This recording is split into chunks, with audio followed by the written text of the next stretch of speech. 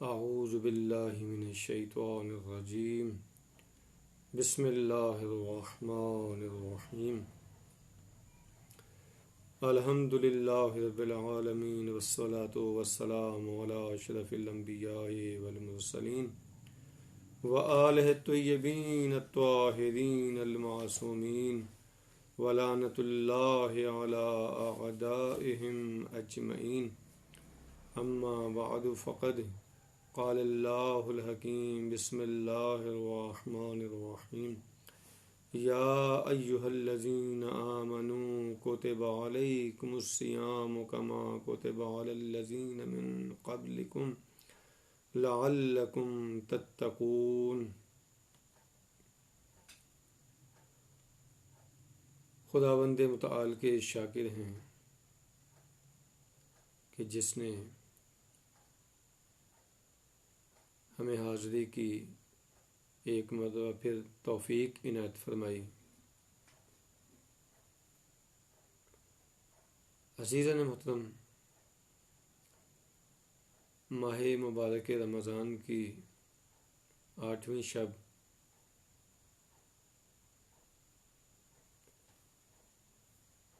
یہ دعا کا مہینہ ہے، مناجات کا مہینہ ہے۔ پیغمبر اکرم صلی اللہ علیہ وآلہ وسلم کا عظیم الشان خطبہ شعبانیہ اس حوالے سے انسان کو خواب غفلت سے بیدار کرنے کے لیے کافی ہے۔ خود سازی کا، معاشرہ سازی کا، امت سازی کا بہت بڑا منشور ہے یہ خطبہ۔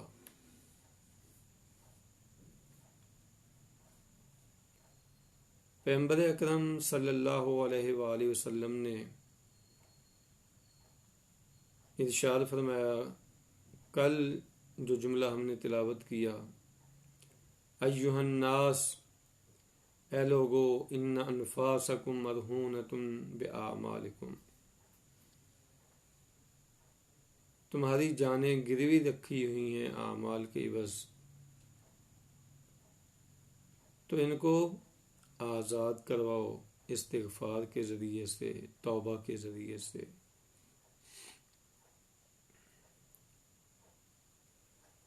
اگلا جملہ پیغمبر اکرم صلی اللہ علیہ وآلہ وسلم ارشاد فرماتے ہیں، وَظُہُورَکُمْ ثَقِیلَۃٌ مِّنْ أَوْزَارِکُمْ،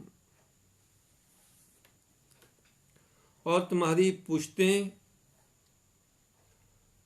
تمہارے گناہوں کے بوجھ سے سنگین ہیں، ثقیل ہو چکی ہیں، بھاری ہو چکی ہیں۔ بالکل جیسے عزیزان محترم، یہ بعض ہم نے دیکھا ہے کہ بعض جانور ہوتے ہیں، ان پہ بوجھ لادا جاتا ہے، بوجھ کی وجہ سے وہ چل نہیں پاتے، ان کی رفتار میں کمی آ جاتی ہے یا بیٹھ جاتے ہیں، تو اب ان کو چلانے کے لیے کیا ہوتا ہے، کچھ بوجھ ہلکا کیا جاتا ہے، اتارا جاتا ہے سامان، اور پھر وہ چلنے کے قابل ہوتا ہے۔ اسی طریقے سے پیغمبر اکرم صلی اللہ علیہ وآلہ وسلم آگاہ فرما رہے ہیں کہ اے لوگو، تمہاری پشتیں سنگین ہیں، یہ بوجھ لدا ہوا ہے، لیکن یہ بوجھ گناہوں کا بوجھ ہے۔ اللہ اکبر، گناہوں کے بوجھ سے یہ کمریں بھاری ہوئی پڑی ہیں، یہ چلنے کے قابل نہیں ہے، یہ اٹھنے کے قابل نہیں ہے، انسان خواب غفلت میں پڑا ہوا ہے، اس قدر سنگین ہیں، اس قدر بوجھ سے لدی ہوئی ہیں۔ تو اب کیا کریں، یہ بوجھ کیسے کم کریں؟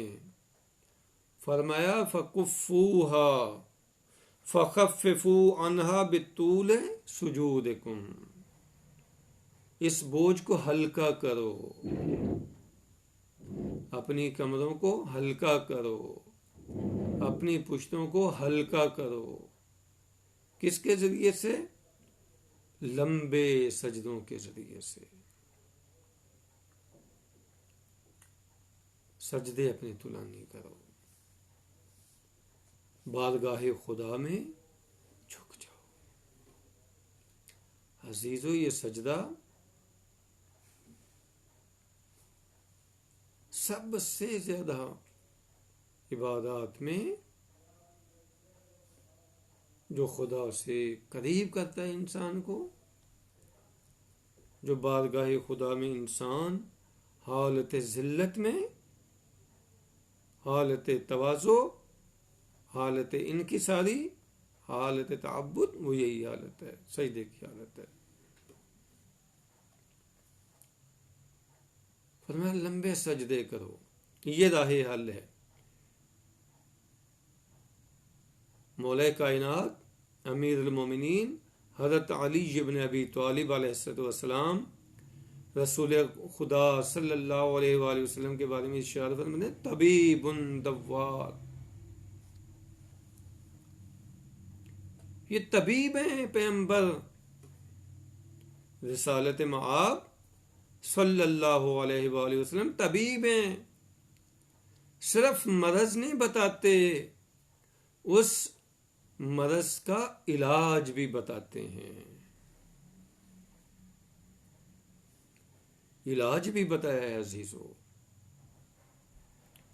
کہ اس کو کیسے ہلکا کریں، گناہوں کا جو بوجھ لدا ہوا ہے کیسے ہلکا کریں؟ فرمایا لمبے لمبے سجدے کرو۔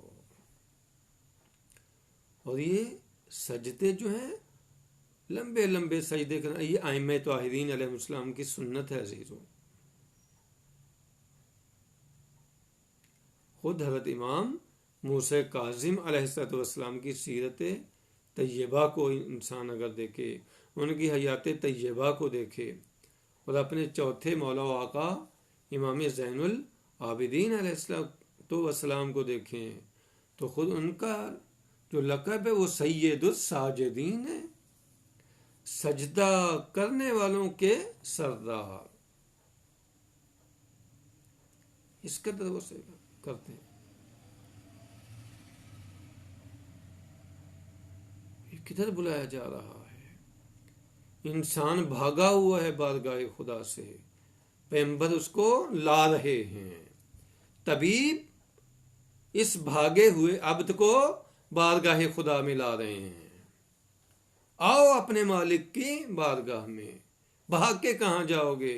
علاج ادھر ہے، کہیں اور نہیں ہے تمہارا علاج، اس کے سامنے گرنے پہ علاج ہے تمہارا۔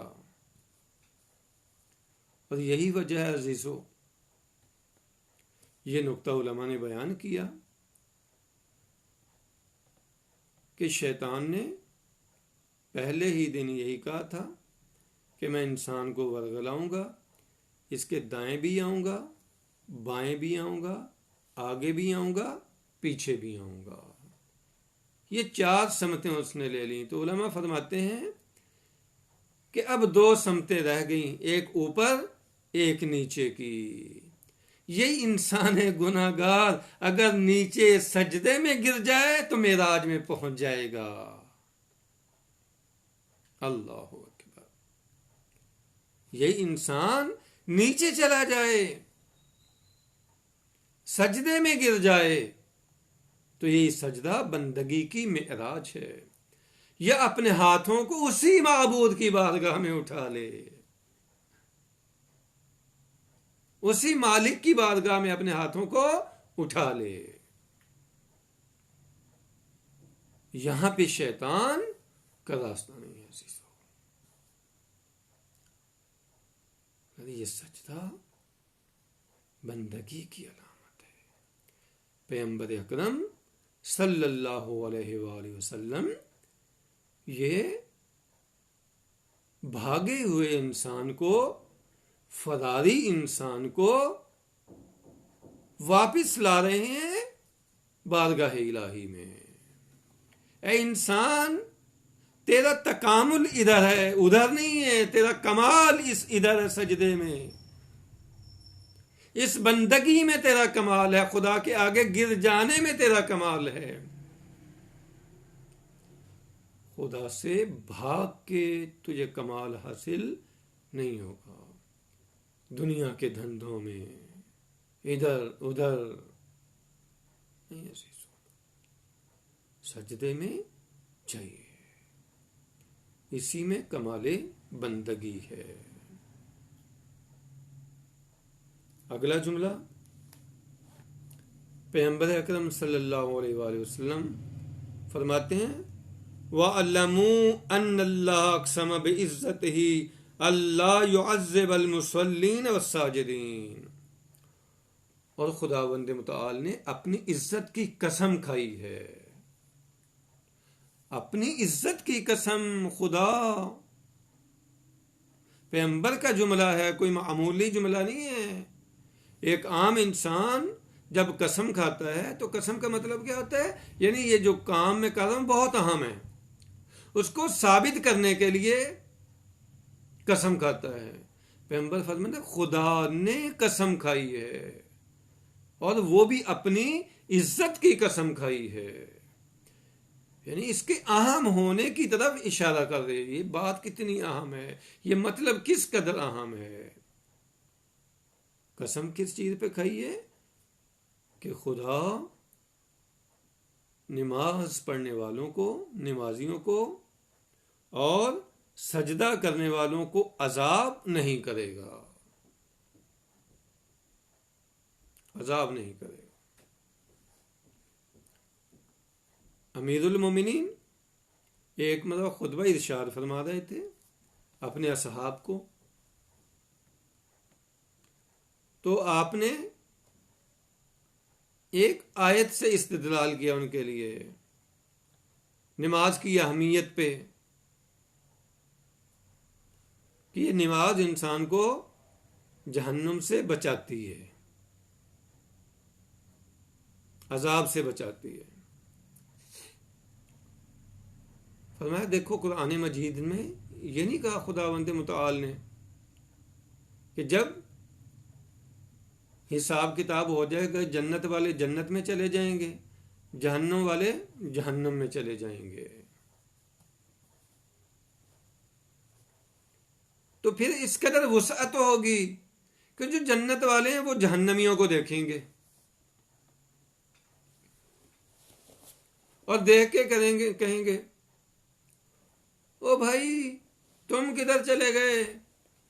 تم تو ہمارے ہم پیالہ تھے، مثلاً ہمارے ساتھ کھیلتے تھے، اٹھتے تھے، بیٹھتے تھے، ایک گلی میں تھے، ایک ہی خاندان سے تھے، رشتہ دار تھے. یہ جہنم ما سلککم فی سقر، وہ کون سا عمل ہے جو تمہیں سقر میں لے گیا، جہنم میں لے گیا؟ دنیا میں اکٹھے تھے، یہ جنتی جہنمی کو پہچان رہے ہیں اور سوال کر رہے ہیں ان سے بتاؤ یہ سقر میں جانے کی وجہ کیا ہے؟ وہ کون سا عمل ہے جس کی وجہ سے تم وہاں پہ چلے گئے؟ تو جہنمی جو جواب دیتے ہیں، مولا فرماتے ہیں قرآن کیا آگے کہہ رہا ہے لم نکو من المصلین. ان کا پہلا جواب یہی تھا کہ ہم دنیا میں نماز نہیں پڑھا کرتے تھے. اللہ اکبر. عزیزو، یہ نماز اس قدر اہم ہے کہ خطبہ شوانیہ میں پیغمبر اکرم صلی اللہ علیہ وآلہ وسلم اس کی طرف آگاہ فرما رہے ہیں. یہ جہنم سے بچاتی ہے، نجات دلاتی ہے.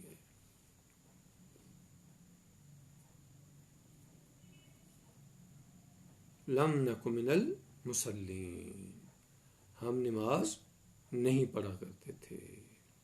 ہم جس نے ہمیں پیدا کیا اس کو سجدہ ہی نہیں کیا کرتے تھے، جو ہمیں رزق دیتا تھا اس کو سجدہ نہیں کرتے تھے. جس کی بارگاہ میں حاضر ہونا تھا اس کے سامنے جھکتے ہی نہیں تھے، اکڑ گئے، نماز کی ضرورت نہیں ہے۔ عزیزو، امام صادق علیہ السلام کا وقت آخر ہے، اپنی زوجہ سے ارشاد فرماتے ہیں کہ ہو سکتا مگر نماز کے ذریعے سے، جس نے بھی نماز کو ہلکا شمار کیا وہ ہماری شفاعت کا حقدار نہیں ٹھہرے گا۔ ہماری شفاعت پہنچے گی ان کو جو نماز کو اہمیت دیتے ہیں، نماز ادا کرتے ہیں۔ کبھی زندگی میں ادھر ادھر ہو جاتی ہے، گناہ بھی ہو جاتے ہیں، سہو و نسیان عمدن بھی کبھی ہو جاتا ہے، لیکن ان کی کوشش یہ ہوتی ہے کہ نماز کو قائم کریں۔ اور پھر اس حوالے سے ائمہ طاہرین علیہ السلام کی حیات طیبہ کو دیکھیں، سید الشہداء کو دیکھیں، اسرائے کربلا کو دیکھیں۔ سید الشہداء نے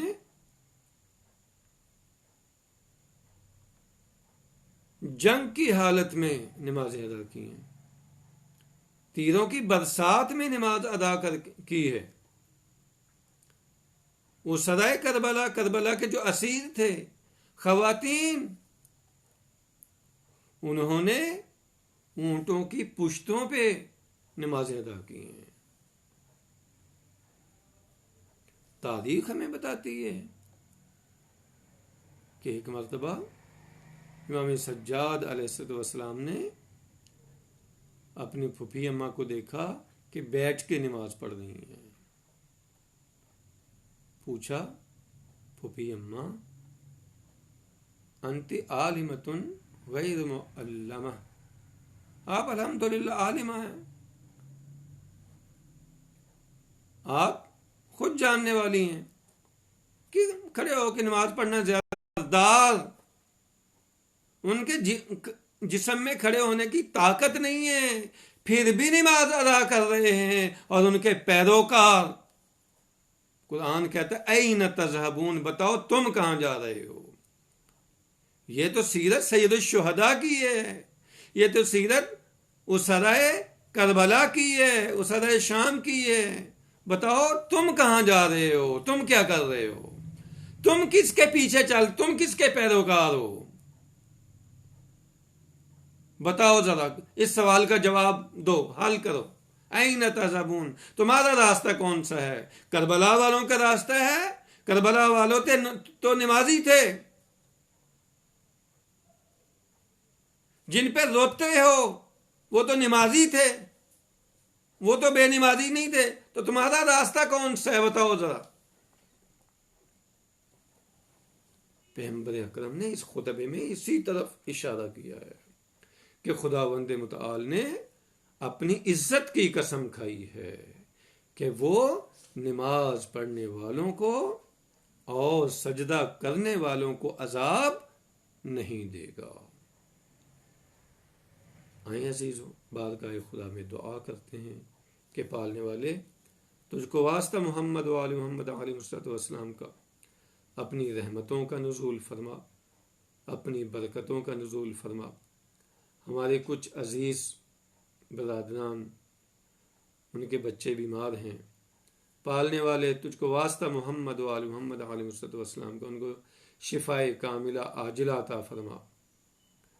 پروردگار، اس ماہ مبارک رمضان میں ہمارے گناہوں کو معاف فرما۔ پروردگار، اپنی عبادت اور بندگی کی توفیق نصیب فرما۔ اپنے مولا و آقا ولی عصر کے ساتھ رابطہ رکھنے کی، اتصال کی توفیق نصیب فرما۔ ہمیں ان کے حقیقی جان نثاروں میں شمار فرما۔ پالنے والے، ہماری دعاؤں کو اپنی بارگاہ میں مستجاب فرما۔ ربنا تقبل منا انک انت السمیع العلیم، آمین آمین یا رب العالمین برحمتک یا ارحم الراحمین۔ اللہم صلی علی محمد و آل محمد وعجل فرجہم۔